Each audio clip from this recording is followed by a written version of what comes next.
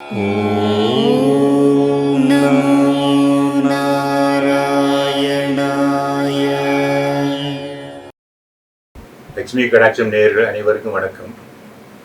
இந்த பதிவில் கருடனின் சிறப்பான குணங்கள் என்னென்ன என்று பார்ப்போம். நமக்கு தெரியும், எல்லா பெருமாள் கோயில்களில் பார்த்தோம்னா கருட பகவானுக்கு ஒரு தனி சந்நிதி இருக்கும். சரியாக பெருமாள் கோயில் முன்பு ஒரு சந்நிதி இருக்கும், கருட பகவான் சந்நிதி. முதலில் அந்த கருட பகவானை வணங்கி விட்டுத்தான் அதன் பிறகு ஆழ்வார்கள், ஆச்சாரியர்கள், துவாரக பாலர்கள் இவர்களையெல்லாம் வணங்கிவிட்டு தான் பெருமாளை வணங்கி செல்ல வேண்டும். அதுதான் நியதி. இந்த கருட பகவான் யார் என்றால் பெருமாளின் வாகனம் என்பது நமக்கு தெரியும். அது மட்டுமல்ல, அந்த பெருமாள் கோயில் கொடியேற்றும் போது அந்த கொடியில் கூட இந்த கருடனின் படம் தான் அதில் வரையப்பட்டிருக்கும். அந்த அளவுக்கு ஒரு சிறப்பான தன்மை உடையவர் இந்த கருட பகவான். மேலும் இவர் என்னென்றால், தன்னுடைய திருமேனியில் நாகங்களை சாற்றி கொண்டு பக்தர்கள் காட்சி தருகிறார்.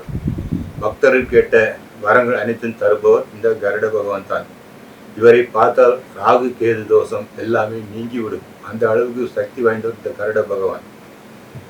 அது மட்டுமல்ல, பகவான் எங்கு சென்றாலும் அவரை தன் தோளில் தாங்கி கொண்டு செல்பவர் இந்த கருட பகவான் தான்.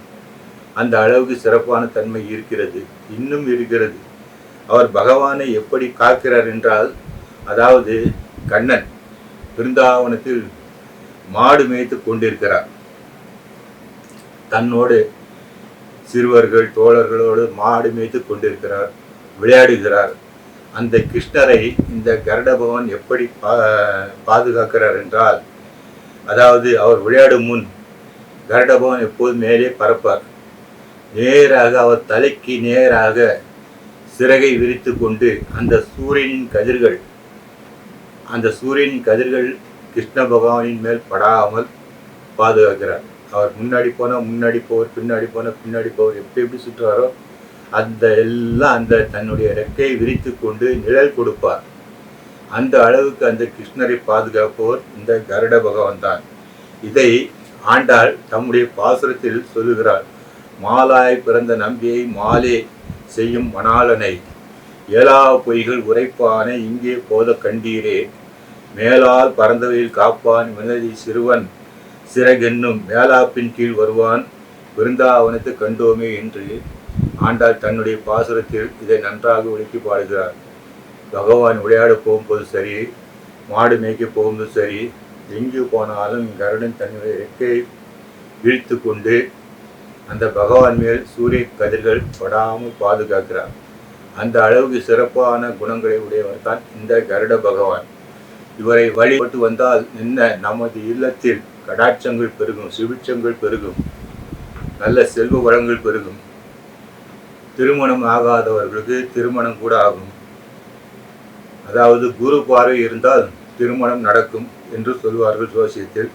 அந்த குருவை நாம் வணங்கி வர அதோடு சேர்த்து இந்த கருட பகவானின் அருள் கூட நமக்கு கிடைக்கும்.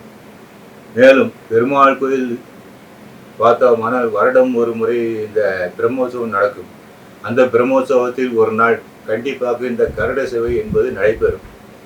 அந்த கருட சேவை கண்டு கழிக்க ஏராளமான பக்தர்கள் வருவார்கள்.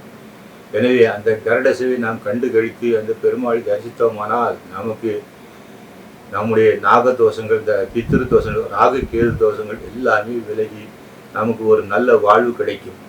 அந்த அளவுக்கு சிறப்பான தன்மை இந்த கருட பகவானுக்கு உண்டு. பகவானே காப்பவர். அந்த சூரிய கதிர் அவர் மீது விழாமல் காக்கக்கூடியவர். அந்த அளவுக்கு காத்து வருகிறார் பகவான்.